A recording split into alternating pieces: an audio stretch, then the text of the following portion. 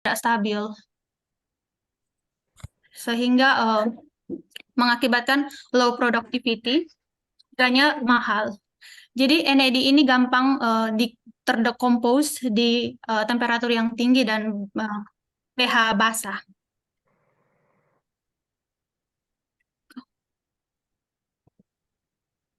Selanjutnya,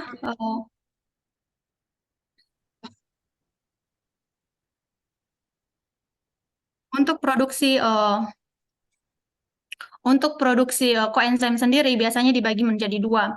Yang pertama itu adalah in vivo production dan in vitro productions. Untuk in vivo sendiri biasanya digunakan di dalam produksi yang menggunakan sel hidup. Kelemahan dari sistem ini itu yang pertama, saat kita ingin mendapatkan produk target di dalam sel, biasanya itu ada beberapa pathway dan kemungkinan besar kita tidak mendapatkan 100% hasil karena in vivo itu sangat kompleks dan sangat susah untuk diatur, dan kemungkinan besar intermediate kita akan dipindahkan kepada jalur pathway yang lain. Selain itu juga, uh, uh, untuk akumulasi produk di dalam sel akan mengakibatkan sitotoksik dan akan membuat sel mati. Nah, pendekatan yang ada di lab kami itu menggunakan in vitro bioconversion. Nah, yang dimaksud dari in vitro bioconversion ini adalah kita cuma menempatkan enzim dan substrat yang kita mau di dalam satu sistem untuk langsung directly ke produk. Jadi sistem ini menggunakan komersial dengan satu pot dan satu step untuk menjadi.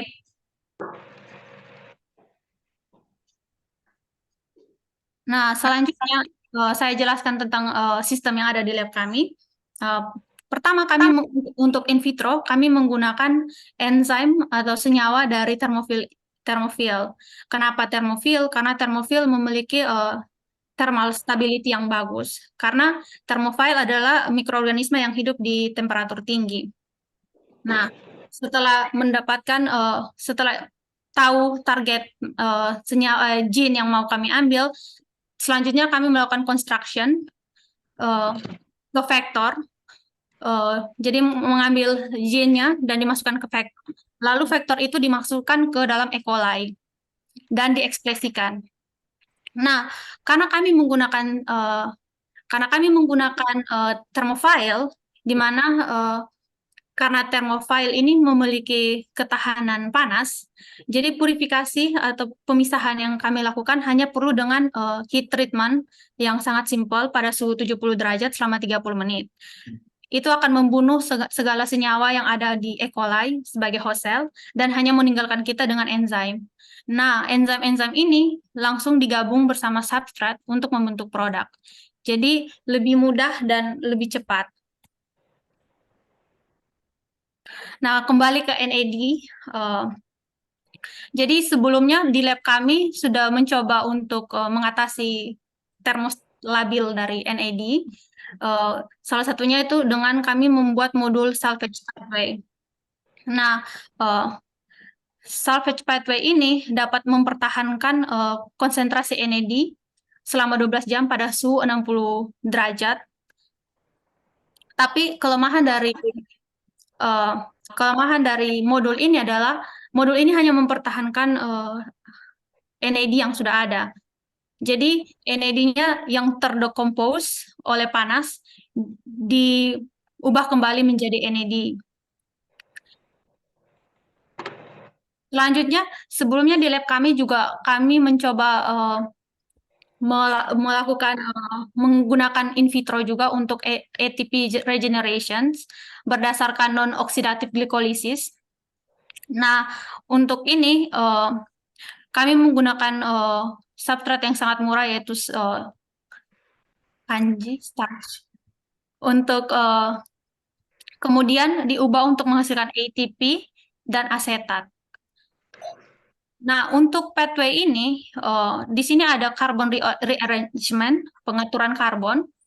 Dan di dalam pengaturan karbon ini ada beberapa senyawa yang cukup penting dan bisa dijadikan sebagai substrate. Salah satunya adalah R5P.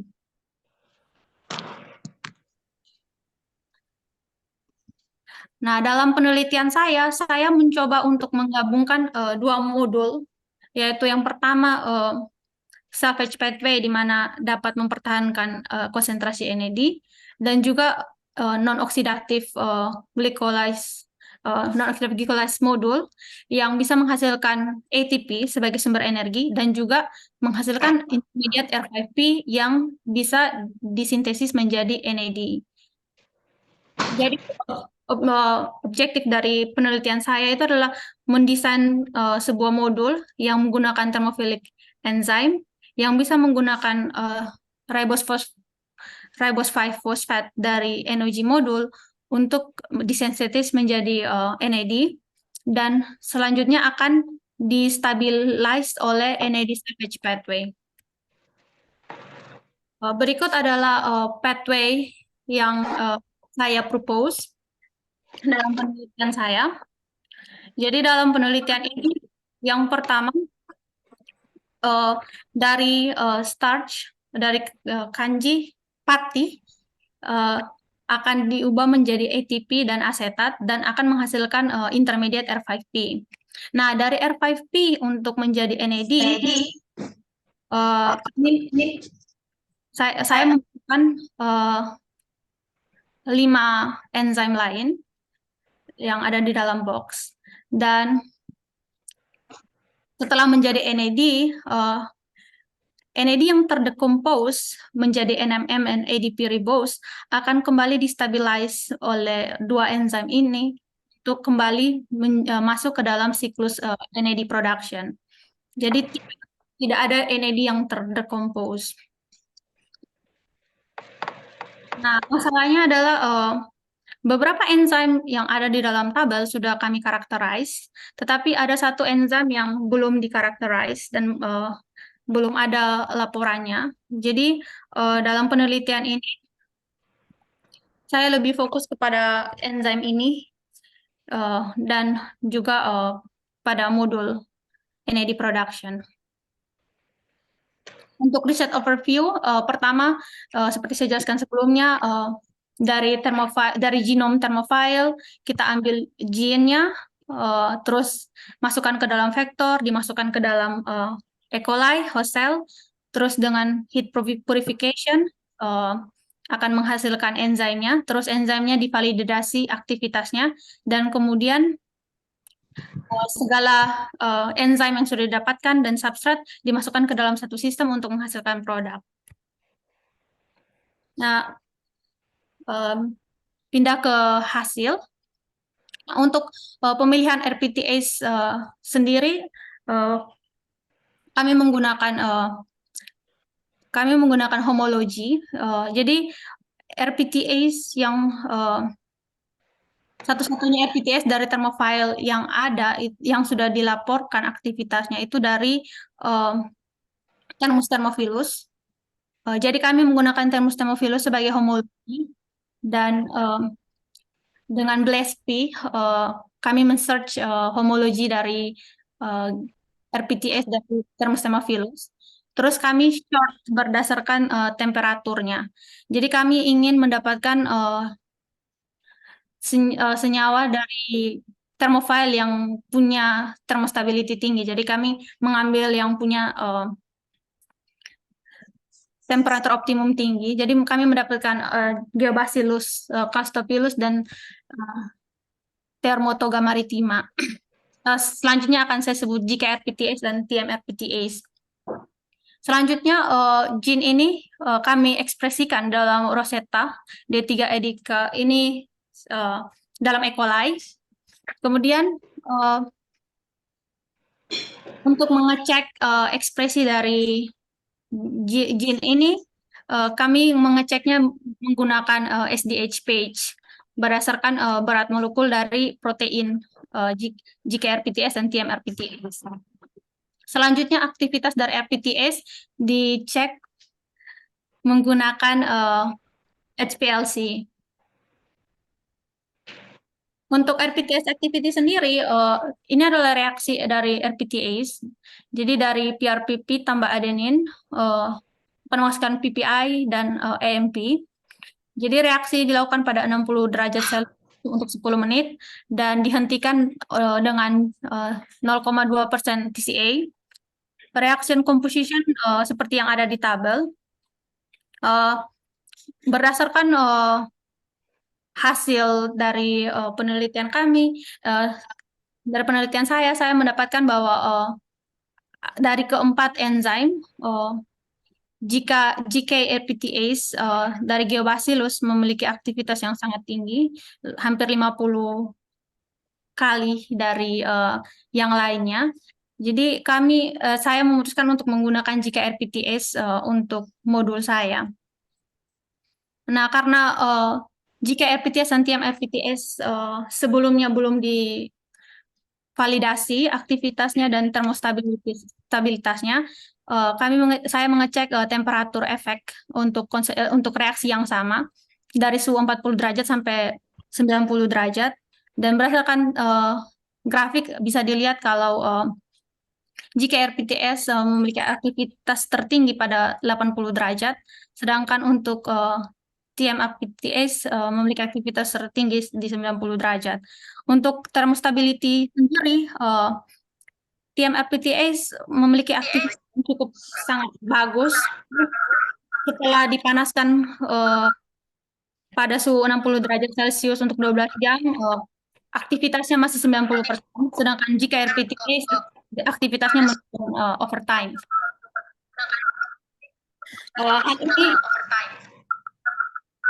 Hal ini dikarenakan salah satu kemungkinannya adalah TMRPTase merupakan hyperthermophilic. Jadi TMRPTase ini hidupnya di temperatur dari 80 sampai 90. Sedangkan kalau GKRPTase ini dia cuma thermophile, jadi di sekitar 60 sampai 70 derajat Celcius. Nah, alasan kenapa juga saya tetap memilih GKRPTase, walaupun dia kurang stabil, tapi aktivitasnya masih tetap lebih tinggi dibandingkan TMRPTase, walaupun dia sudah berkurang. Selanjutnya untuk enzim-enzim yang lain, untuk pathway saya juga mengkonstruk ke E. coli dan juga mengecek ekspresi mereka menggunakan SDH page. Setelah didapatkan semua yang dibutuhkan, kami mengecek production dari modul yang saya propose. Jadi alurnya akan dari pati akan masuk ke dalam modul NOG, akan menghasilkan intermediate R5P, terus R5P akan menghasilkan NAD, dan NAD yang terdecompose akan masuk ke salvage pathway untuk dibalikan menjadi NAD. Suhu reaksi adalah 60 derajat dan waktu reaksi 2 jam. Berdasarkan komponen reaksi ada di dalam tabel. Jadi untuk yang pertama, waktu tidak menambahkan NOG, jadi NOG ini pendonor intermediate untuk terbentuknya NAD. Waktu tidak ada NOG, tidak ada NAD yang terbentuk, karena tidak ada support untuk NAD production. Lalu setelah itu, saya cuma memasukkan enzim yang dibutuhkan untuk pathway saya tanpa memasukkan salvage pathway, dan saya mendapatkan produksi sebesar 0,08 milimolar, dan setelah menambahkan salvage pathway atau 2 enzim itu, konsentrasi dari produk meningkat sebanyak 25%. Jadi dari sini dapat dilihat bahwa NAD terdecompose, dan dengan menambahkan salvage pathway, konsentrasi NAD dapat dipertahankan. Selanjutnya, ini adalah hasil akhir dari NAD production. Setelah menggabungkan semua pathway, saya menaikkan konsentrasi dari setiap enzim yang terlibat dalam pathway ini, dan seluruh pathway dapat menghasilkan 0,25 milimolar NAD dalam waktu 3 jam, dan diperkirakan rasio molar 20% against adenine. Jadi kesimpulannya, saya dapat memastikan aktivitas dari LPTS, Geobacillus castorcillus, memiliki aktivitas yang sangat tinggi dan dipilih untuk NAD production sebanyak 0,25 milimolar disintesis dalam 3 jam melalui modul ini dengan molar yield sebesar 12% against adenine, dan NAD kesimpulannya NAD berhasil diproduksi berdasarkan modul semi de novo yang saya propose, tetapi masih membutuhkan optimization. Dan yang terakhir, jika LPTS memiliki aktivitas yang sangat tinggi dan atraktif sebagai biokatalis untuk industri sintesis, tapi mungkin perlu dilakukan protein engineering untuk mempertahankan kestabilitasnya. Ini beberapa foto saya selama di Jepang. Terima kasih banyak.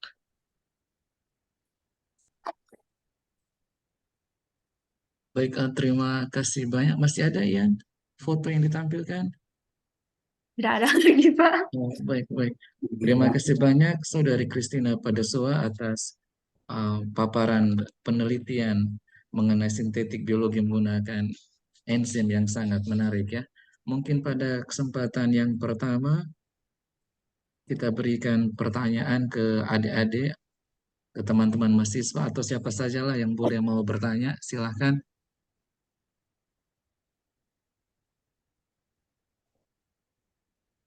Kalau belum ada, saya pengen tanya satu saja ini, Ian, Christina, boleh kah? Ya, Pak. Boleh. Ini Silakan. Ian, itu tadi ada pakai SDH page ya. Ya. Bedanya dengan KLT mana kira-kira Ian? Oh, kalau Skillnya sama atau bagaimana kira-kira? Atau ada hubungannya tidak? setahu saya kalau untuk SDH page itu biasanya untuk mengukur ukuran dari protein. Oh, Jadi baik. eh, Maksud, maksudnya ada keahlian di KLT yang mungkin membantu atau kira-kira tidak ada sama sekali ini? sistemnya sama secara Sama ya, besar, oke. tapi fungsi dan alatnya agak sedikit berbeda. Oh, baik. Baik, terima kasih banyak Ian. Ya, mungkin ada lagi yang mau bertanya?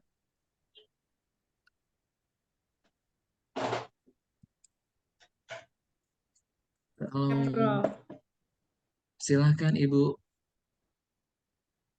Silakan Baik, Ibu Prof. Adik Kristina, luar biasa ya pekerjaannya menggunakan terkait ini banyak biokimianya juga ya karena Iya, terkait dengan ya banyak biokimia ya benar. faktor NAD, nikotinamid adenin di nukleotida. Tapi yang menarik di sini adalah saya melihat bahwa adik mendekompos menghancurkan dulu NAD-nya, begitu ya Kak? Baru ini kembali, disintesis kembali. Jadi NAD-nya itu sebenarnya tidak stabil, Ibu. Di suhu 60 derajat gitu tidak stabil. Jadi seluruh sistem kami itu di 60 derajat. Jadi secara sendirinya NAD-nya akan terdekompos. Kenapa kami melihat ini sebagai masalah? Karena jika ingin ke produksi yang lebih besar, misalnya untuk industri, harus suhu tinggi. termostabilnya itu sangat penting. Jadi kami merancang modul yang walaupun suhu stabil pun dia masih bisa produksi dan masih stabil. Ya, tapi maksud saya begini, jalurnya tadi itu adalah dia terdekompos untuk menghasilkan tadi intermediate atau apa yang namanya R5P itu ya. R5P. Ah, oh iya, iya. Jadi yang di sini untuk menghasilkan R5P, ya itu dari starch dihancurkan. Jadi ini adalah modul non-oksidatif glikolisis. Jadi modul ini untuk menghasilkan ATP, untuk meregenerasi ATP. Hmm. Jadi ATP ini kan bisa digunakan untuk reaksi yang ini. Tapi di dalam sistem ini juga dia punya banyak sekali intermediate yang kita bisa pakai misalnya untuk produksi lain. Jadi dia tidak hanya menghasilkan ATP, ATP, tapi tapi kita bisa, R5P. iya, R5P. Ada juga glucose 1 fosfat, itu kalau tidak salah untuk yang glucosylation. Jadi arahnya itu bisa dibawa ke berbagai macam aplikasi. Jadi begini adik, reaksi baliknya itu tidak efektif tanpa adanya apa NOG tadi itu ya. Iya, Ibu. Jadi energi yang supply substrat. Oh ya. Ya tadi saya melihat ada. Terus yang tadi itu yang enzim yang stabil di suhu tinggi yang 90 derajat itu asalnya dari mana dia? Yang apa? G apa itu tadi? Nah, yang biru itu. Ini termotogamma 5. Jadi kan eh, saya ingin mencari enzim untuk yang ini. Terus dapatlah 4 kandidat enzim. Tapi aktivitas eh, yang TM Untuk ini, reaksi ini, untuk iya, reaksi Ibu, reaksi yang tadi. untuk reaksi yang tadi. Tapi Reaksi yang eh, ini yang ya itu. Tapi ya walaupun aktivitasnya tinggi, maksudnya stabilnya tinggi, dia eh, untuk aktivitas enzimnya untuk menghasilkan produknya itu cuma 60 mol per 10 menit untuk per reaksi. Dibanding dengan RPTX hampir 50 kali. Jadi itulah kenapa walaupun dia stabil, saya tetap pilih geobasis.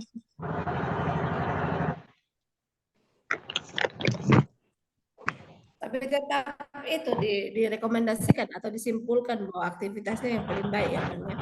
Iya. Jadi waktu ngecek aktivitasnya, saya jadi untuk misalnya mengecek aktivitas dari GK, saya harus diisi enzimnya. Sedangkan kalau untuk PM, aktivitasnya itu eh, harus pakai larutan enzim yang lebih pekat gitu. Jadi kalau mau pakai tetap PM, enzimnya harus banyak. Oke, baik Adik. Makasih. Saya kembalikan, Prof. Oh, baik, terima kasih banyak Ibu Prof. Febri atas pertanyaannya.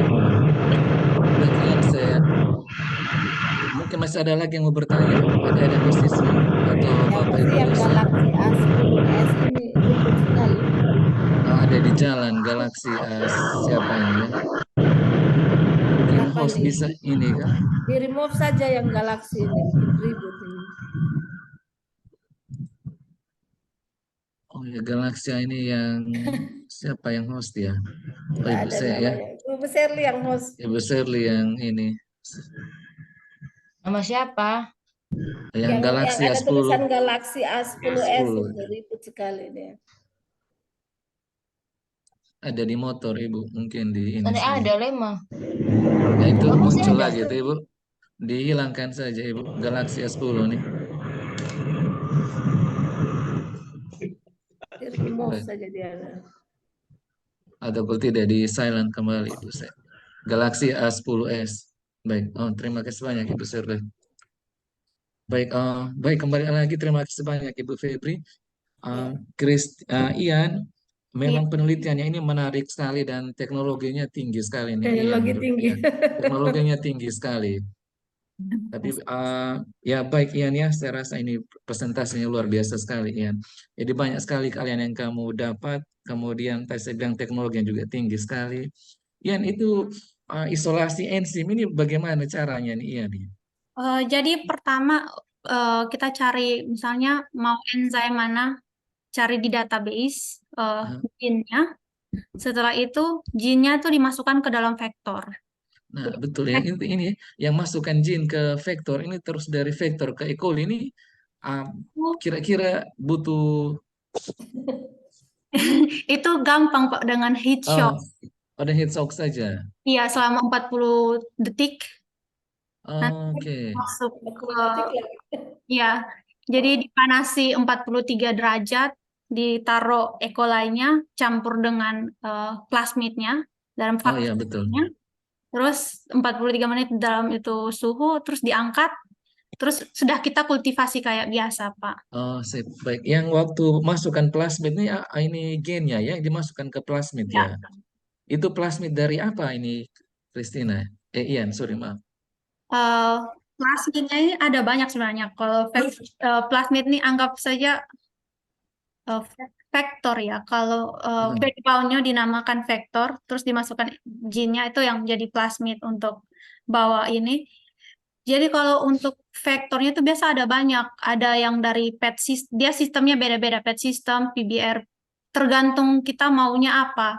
Apakah mau nanti dia resisten untuk sebagai penanda dia resisten ini ya, eh, dia resisten kolam vanikol kah? Supaya untuk membedakan eh, E. coli yang ada plasmidnya dan E. coli yang tidak itu biasa ada penandanya. Nah, penandanya itu tergantung vektornya.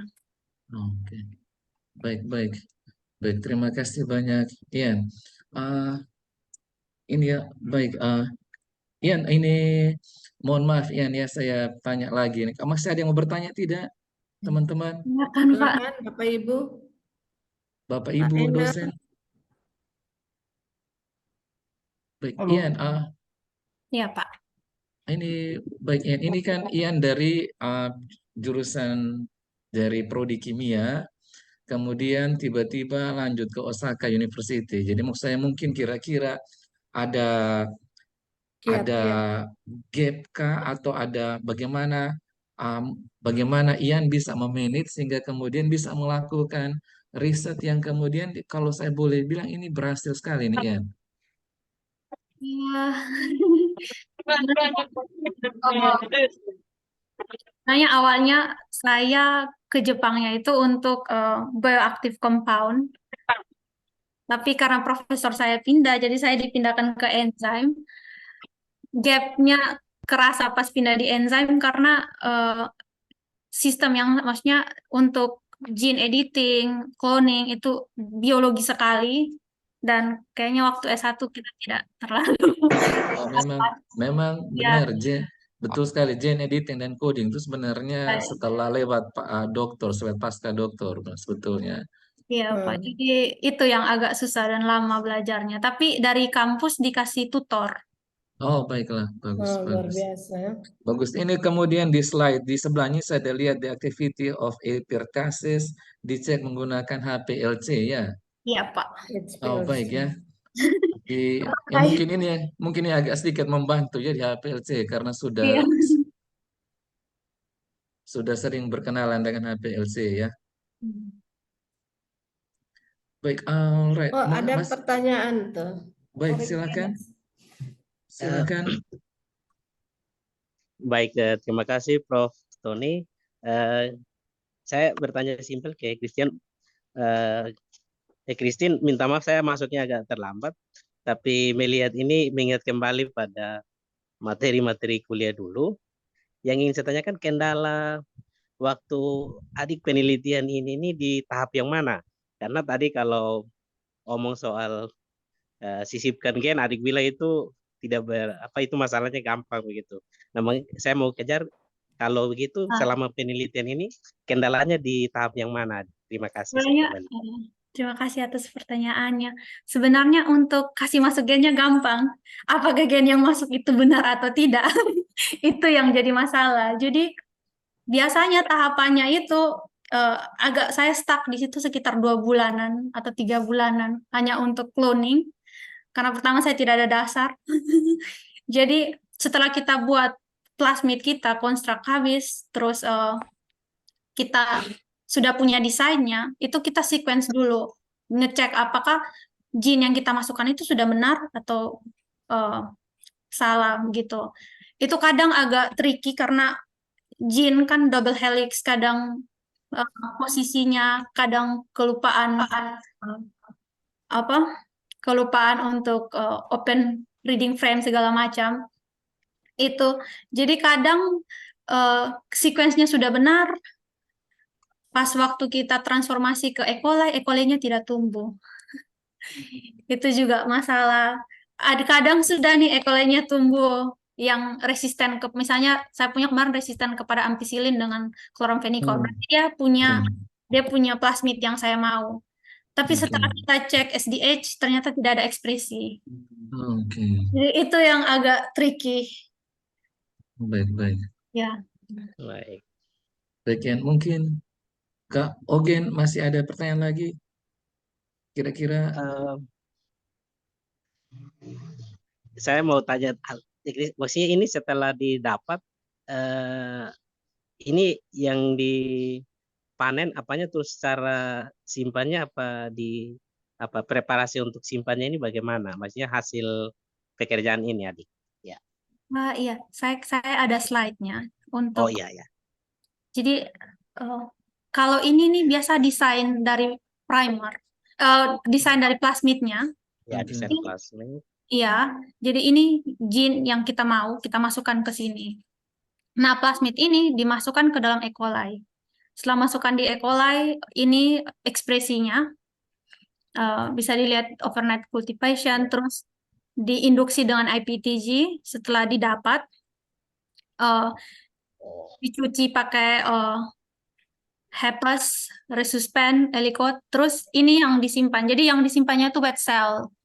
Nah, wet cell ini nanti sisa, Sel ya. ya, wet cellnya ini yang nanti kita cuci, sonification pasti hancur dia punya ekor. Yes. Terus pemanasan 30 menit dapat enzimnya.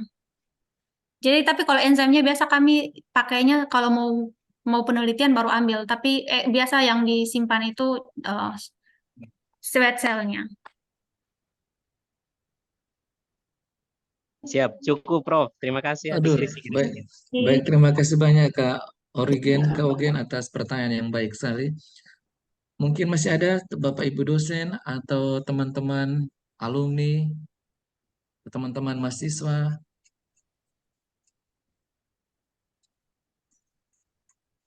Mungkin masih ada yang mau bertanya.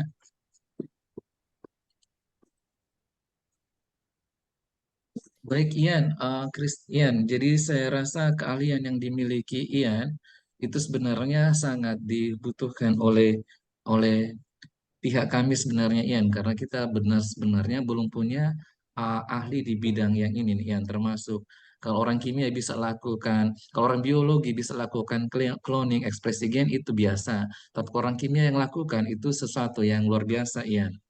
Jadi kalau nanti bisa menggabungkan ini dengan kimia, jadinya saya rasa kita punya loncatan teknologi yang lumayan di atas nih Ian. Jadi kami mohon bantuannya, mungkin Ian tetap berkoordinasi dengan kami, mungkin tetap bekerja sama dengan program studi kimia ya, dan Iya. juga di laboratorium terpadu Ian ya. Yap. Baik, ada yang mau bertanya kira-kira? Masih ada lagi? Adik mahasiswa. Ada mahasiswa? Baik, adik-adik mahasiswa, Christina Padasoa ini dulu bimbingannya saya dengan beberapa yang lainnya. Terus Christine Padasoa setelah selesai melakukan ujian skripsinya, mulai mencoba belajar bahasa Inggris perlahan-lahan, melalui TOEFL online perlahan-lahan, sambil menyiapkan berkas yang lainnya untuk lamar LPDP. Jadi sementara menunggu konsultasi atau menunggu ini, waktu itu kami berikan motivasi kalau bisa coba belajar bahasa Inggris pelan-pelan. Jadi mereka sementara magang, sementara belajar bahasa Inggris. Dan puji Tuhan waktu lamar LPDP dan kemudian bisa berhasil. Kemudian ada lagi yang tiga orang angkatan baru di bawah bimbingan kami juga. Roswita Lodowusu, Firman Bittenberg dengan Priscilia. Priscilia Baik, Pak. itu juga lolos LPDP tahun ini, ada yang ke Inggris dan ada juga yang ke Australia. Jadi itu tadi sambil menunggu, itu juga kasusnya sama, sambil menunggu atau sambil membahas eksperimen setelah selesai skripsi atau pas mau konsultasi, mereka mulai mencoba belajar bahasa Inggris perlahan-lahan menggunakan fasilitas WiFi yang ada di sekitaran Undana. Waktu itu mungkin di lab terpadu. Jadi saya kira itu sekilas dari beberapa perjuangannya mereka. Jadi itu tidak langsung jadi, tapi memang mereka memanfaatkan waktu kosong selama di kampus itu sambil belajar bahasa Inggris berkelompok, kalau saya tidak salah waktu itu. Ya baik teman-teman, mungkin kembali ada yang mau bertanya. Baik, kalau tidak ada, saya pengen bertanya lagi ke Ian. Ian, mungkin bisa tidak kita bisa mengaplikasikan beberapa metode ini ke kira-kira ke mungkin ke Kasan di NTT atau di Timur seperti ini bisa tidak Ian ya? Sepertinya eh, untuk tanaman-tanaman semi arid mungkin, Pak. Iya, saya juga pikir Ya, begitu. Jadi yang mengkloning punya gen khas. ketahanan apa gitu masukkan ke tanaman atau mengkloning gen dari senyawa apa masukkan ke sini itu juga bisa ya Ian ya? Kayaknya lebih gampang. Lebih gampang. Oke, baik, baik. Baik, Bapak Ibu dan teman-teman mahasiswa, adik-adik mahasiswa mungkin masih ada mau bertanya, boleh seputaran risetnya, boleh hal-hal lain silakan ditanya.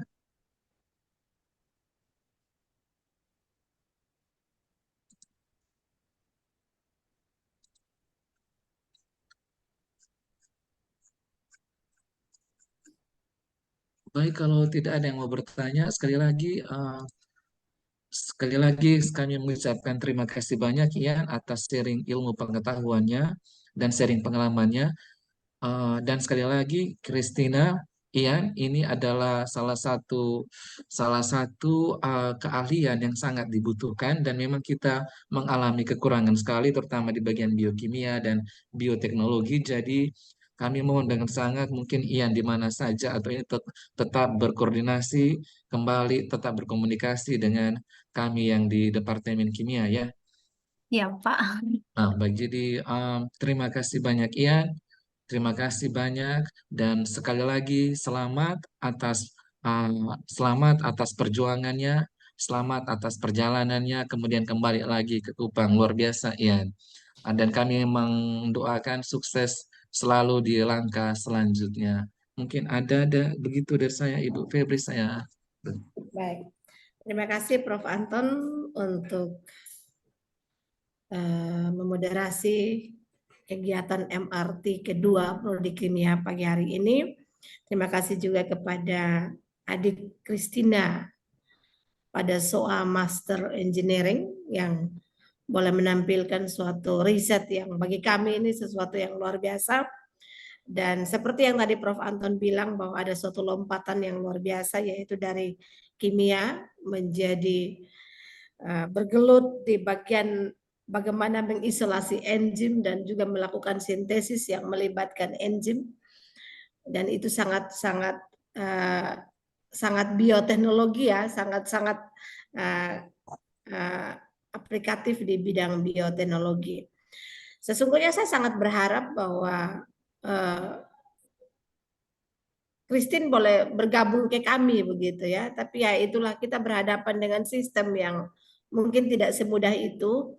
Tapi saya berharap bahwa Christine terus mendoakan, siapa tahu saya akan bicara dengan Pak Dekan, entah bagaimana caranya, karena memang secara kepakaran kita membutuhkan orang-orang Kita di bagian betul biokimia khususnya dan bioteknologi dan teknologi benar. kimia fisik ya tentunya.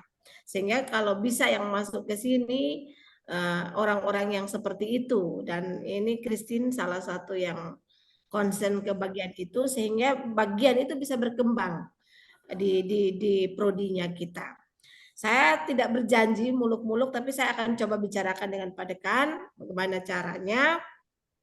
Mungkin juga itu bagian apa ya, karena memang adik-adik ini sebenarnya membutuhkan tempat untuk magang, istilahnya magang atau yang melaksanakan aktivitas mungkin sebagai dosen atau sebagai peneliti dalam jangka waktu mungkin 2 tahun agar bisa mendapatkan SIM sehingga bisa melamar P3K atau yang lain gitu ya. Karena memang sekarang syarat P3K itu adalah harus sudah mengabdi sekitar 2 tahun.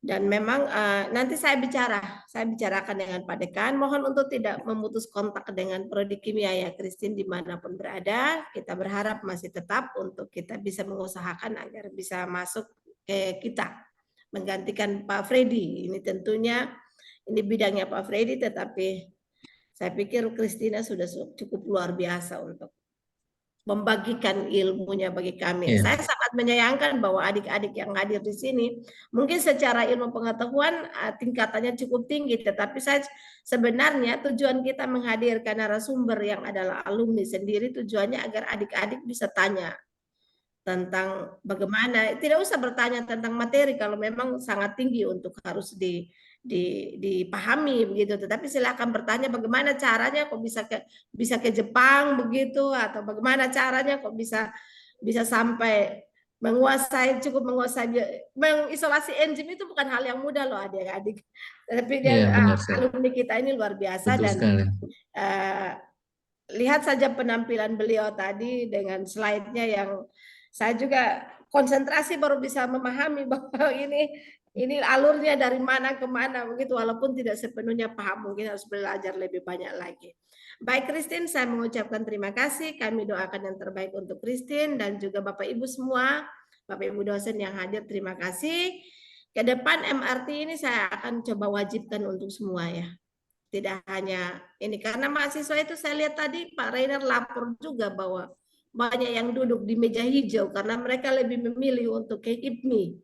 Mereka mau menjadi wirausahawan. Tidak apa-apa sih sebenarnya, cuma kan sebenarnya tadi masih ada waktu untuk mereka bisa bergabung sebelum bergabung ke acara HIPMI di rektorat. Baik, terima kasih untuk MRT pagi hari ini, dan saya lihat tadi sudah direcord oleh Ibu Shirley, dan bulan depan pada akhir bulan Desember kita akan bertemu lagi di MRT yang ketiga. Saya tidak tahu siapa yang akan jadi narasumber, tetapi Ibu Shirley sudah menampilkan pesan di chat bahwa kita Foto bersama dulu ya. gambar bersama. Bapak Ibu tolong, adik-adik semua tolong kameranya dinyalakan. Ibu Shirley silahkan saya kembalikan. Terima kasih untuk kita semua. Ibu Shirley pandu untuk dokumentasi. Bapak Ibu tolong ininya apa kameranya. Silakan semua nyalakan videonya. Nyalakan videonya. Silakan Christina. Ibu, mohon maaf kamera saya error tiba-tiba. Oh ya sudah. Aduh, ini sengaja Kita nih. anggap Christina adalah sunflower gitu. Minimal Christina foto profilnya dikasih foto apa gitu supaya ada bukanya. Apa sunflower. Oke deh. Oke siap ya. Yang lain belum nyalakan videonya. Nanti Pak Tony juga ini screenshot dari situ juga ya Pak ya supaya siap. punya backup. Baik, Oke. baik. 1, 2, 3. Oke, slide berikutnya. Yang lain ini ada yang belum nyalakan yang slide kameranya ya. Tolong yang lain ini Gaudensi, Octaviana, Saveriana, Pak David Tambaru. Pak David, halo. Saya harus absen ya. Octaviana, nyalakan supaya kita. Soalnya saya tidak mau foto, hanya screenshot hanya nama-nama saja. Kalau bisa ada mukanya. Oke. Oh baik Ian, terima kasih kamera yang sudah jadi juga Ian. Iya. Mereka di ruang D2 ini bersama Pak Rainer. Oke. Siap. 1, 2, 3.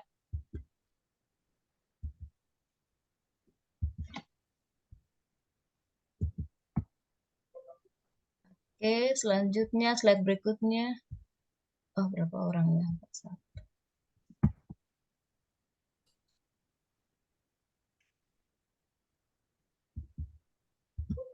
Oke. Baik, terima kasih. yang Baik, terima sudah kasih. Baik, terima kasih hadir. semuanya. Terima kasih Bu Shirley, Prof. Anton, Bapak Ibu Terima kasih dosen. banyak. Ibu V, Terima dulu kasih. Terima kasih semuanya. Ibu Ya. Febri, dulu Ian ini Terima yang kasih, Ian. susun angka kreditnya saya, Bu. Oi, Dia luar yang mulai biasa, menghitung sudah bisa semuanya. jadi Dia profesor selesai ini S2, ya. saya lanjut ke sini.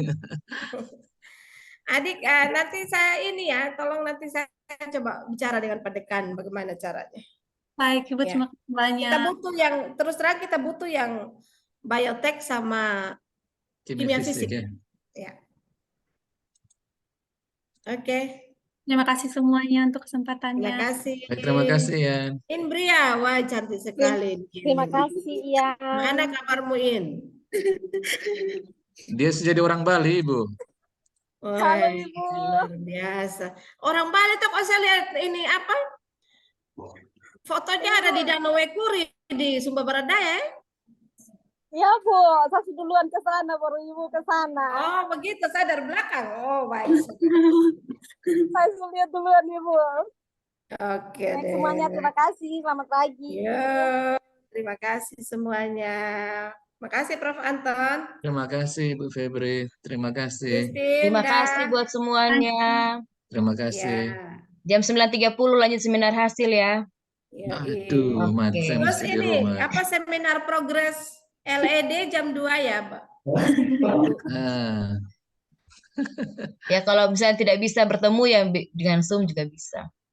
Pak David mana Pak David?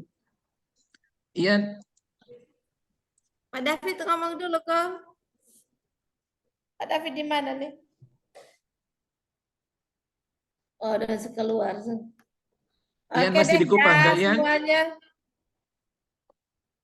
Dah, Iya, Prof. masih di Kupang, Pak. Oh, Ini ada di baik. jurusan, Pak. Oh, Ada di D2, Prof. oh, baik, baik, baik. Dah semua ya. Ya, baik, baik, mari. Banyak, Pak. Oke, terima Terima kasih. Selamat kasih. pagi. Terima kasih.